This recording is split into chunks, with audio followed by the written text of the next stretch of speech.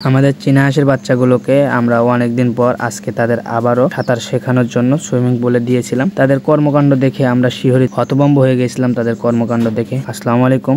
আমরা আমাদের চীনা হাঁসের বাচ্চাগুলো দিন দিন বড় হচ্ছে, তাই তাদেরকে সাঁতার শেখানো, পানিতে নামানোর অভ্যাস করাটা খুবই জরুরি। তাই আজকে আমরা তাদেরকে পানিতে নামাবো। এই জন্য প্রথমে আমরা হাঁসের বাচ্চাগুলোকে যেখানে খাবার খায় এবং তারা যেখানে থাকে সেখান থেকে আমরা তাদেরকে আমাদের সুইমিং পুলের দিকে নিয়ে যাচ্ছিলাম। ধীরে ধীরে তাদেরকে সুইমিং পুলের কাছে নিয়ে যাওয়ার পরে তারা যেহেতু ছোট, সুইমিং পুলের ভিতরে উঠতে পারবে না, তাই তাদেরকে ধরে ধরে আমরা সুইমিং পুলের ভিতরে দিচ্ছিলাম।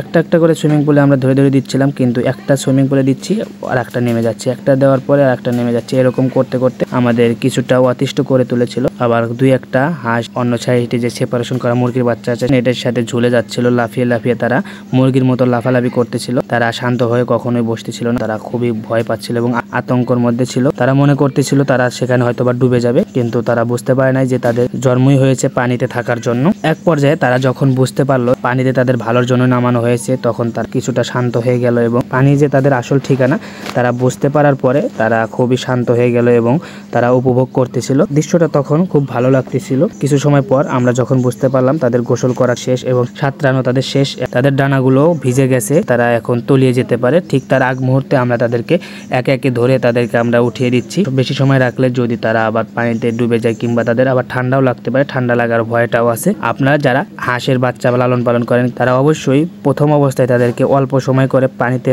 ছাড়বেন এবং তাদেরকে অভ্যাসে পরিণত করবেন। যদি আপনারা তাদেরকে পানিতে না নামান ছোট অবস্থায়, কিন্তু তারা কিন্তু কখনোই পানিতে নামতে চাইবে না, তারা কিন্তু পানিতে ভয় পাবে। পানি যে তাদের আসল ঠিকানা তারা কিন্তু সেটা ভুলে যাবে। তাই প্রতিনিয়ত তাদের 2 মিনিট হোক 5 মিনিট হোক তাদেরকে পানিতে দিবেন এবং পানিতে থাকার তাদের একটা অভ্যাস তৈরি করবেন। আমাদের জন্য দোয়া করবেন। সকলে ভালো থাকবেন, সুস্থ থাকবেন। আল্লাহ হাফেজ।